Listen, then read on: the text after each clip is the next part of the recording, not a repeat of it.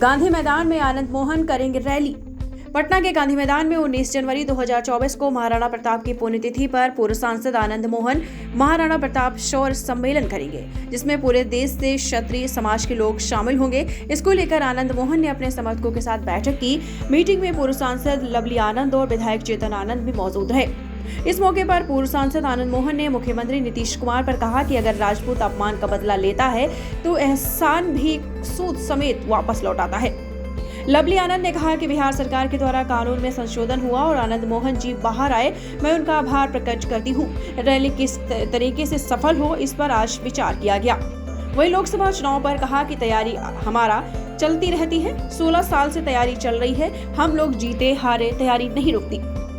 आनंद मोहन ने कहा कि आज की बैठक का मुख्य मुद्दा जनवरी में आहूत रैली की तारीख तय करना था। इस बैठक में विभिन्न दल के लोग शामिल हुए। चुनिंदा साथियों के साथ रैली को लेकर रणनीतियां तय की गई।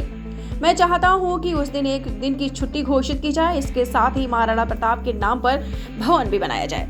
हमें संघर्ष के साथ रचनात्मक कार्यों को हाथ में लेना होगा, जैसे गरीब प्रतिभावान छात्रों को प्रोत्साहन, रोजगार के उपाय, गरीब कन्याओं की शादी, दहेज मुक्त और नशा मुक्त समाज बनाने हेतु कार्य करने होंगे।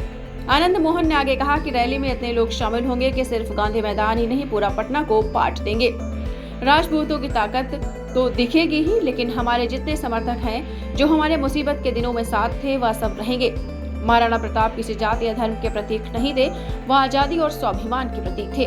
उनके साथ अगर वैसे शिरोमणि भामा शाह जी का योगदान था। एक बहादुर मुसलमान उनका सेनापति हुआ करता था और उसके साथ भीलों के सरदार भी थे।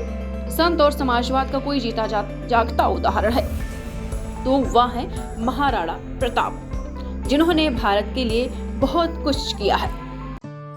दीक्षांत एडुटेक लाया है दीक्षांत डिजिटल क्लास। दीक्षांत डिजिटल क्लास का उपयोग कर छात्र बना सकते हैं पढ़ाई को बेहद आसान और मजेदार। दीक्षांत डिजिटल क्लास को स्कूल में बैठकर देखना है तो पेन ड्राइव और स्मार्ट टीवी बनेगा सही माध्यम। चलिए अब ये भी जानते हैं कि दीक्षांत डिजिटल क्लास का फी स्ट्रक्चर क्या होगा।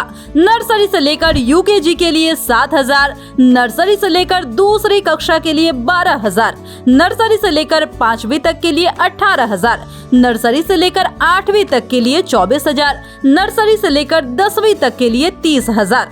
अगर आपको डेमो करना है तो उसके लिए आप दीक्षांत डिजिटल क्लास के YouTube चैनल को विजिट कर सकते हैं। हमारे YouTube चैनल को सब्सक्राइब और Facebook पेज को लाइक करना ना भूलें। धन्यवाद।